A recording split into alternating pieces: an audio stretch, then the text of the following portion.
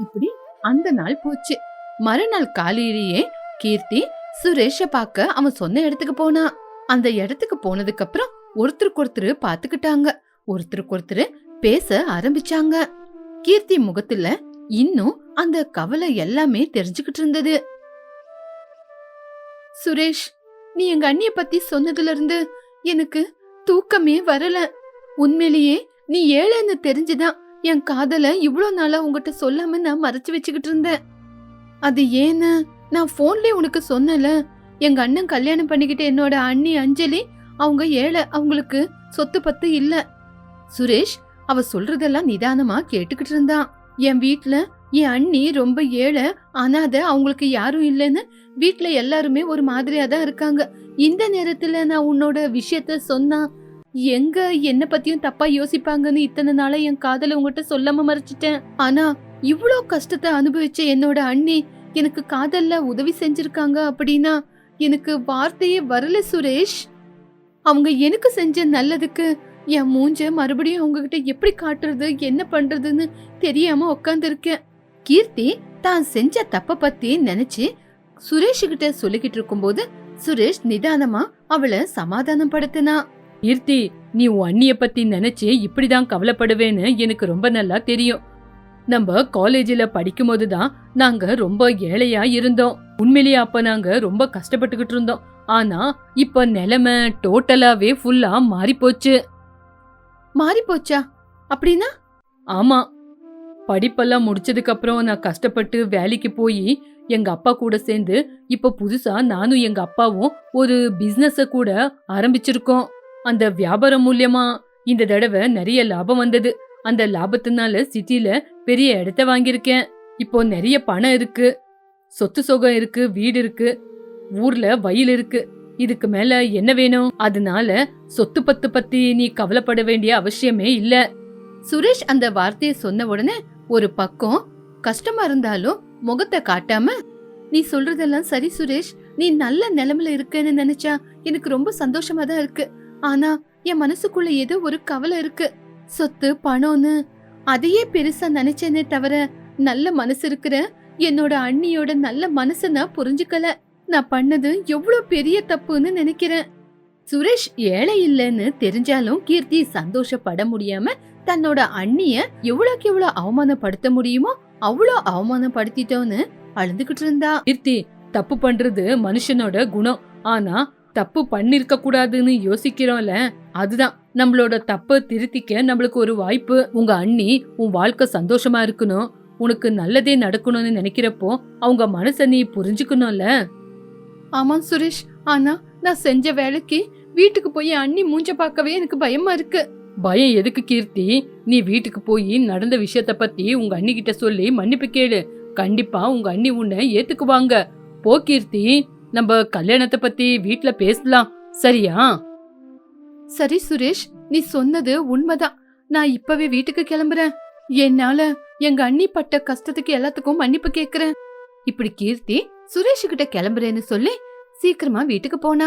மனசு முழுக்க அண்ணிய பத்தியே யோசிச்சுக்கிட்டு போனா. வீட்டுக்கு போய் பாக்கும்போது அவளோட அண்ணியான அஞ்சலி சமையல் கட்டுல சமைச்சுக்கிட்டு இருந்தா. கீர்த்திய பார்த்த உடனே அஞ்சலி கொஞ்சம் பயந்துகிட்டே கொஞ்சம் தள்ளி நின்னா. கீர்த்தி, வந்துட்டியா? ஏதாவது வேணுமாமா? நான் காஃபி கொண்டு வரட்டா?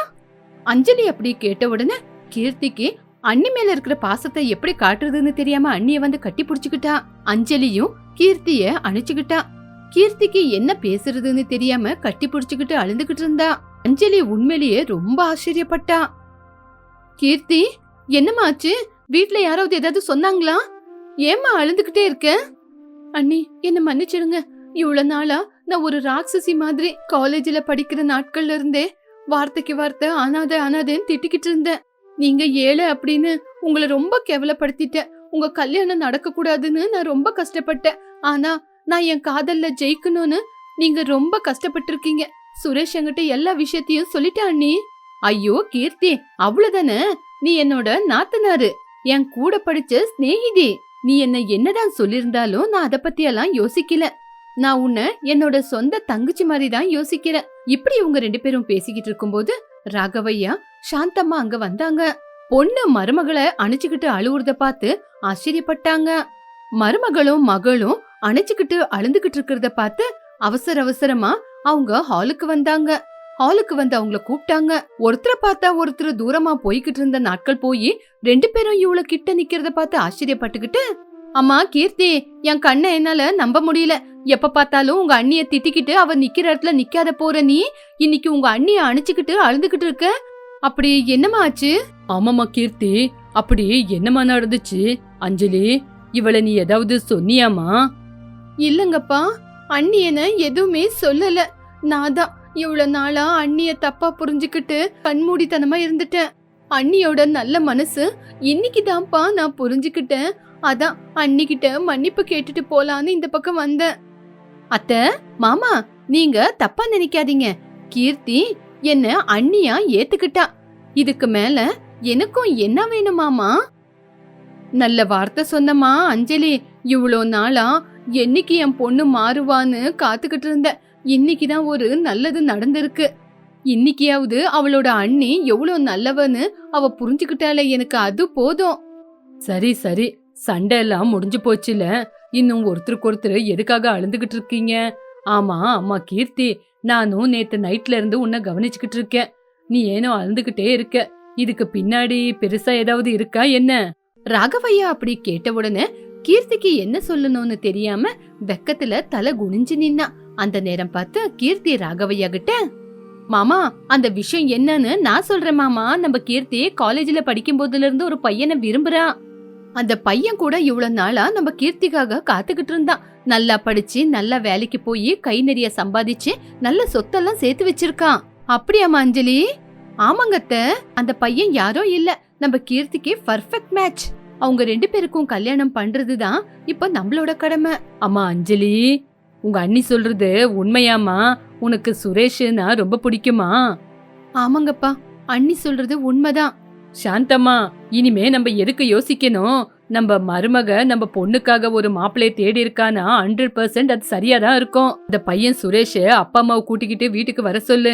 எல்லாரும் உக்காந்து பேசி ஒரு முடிவெடுத்துடலாம். அஞ்சலி செஞ்ச உதவியால கீர்த்தியோட மனசு முழுசாவே மாறி போயிடுச்சு.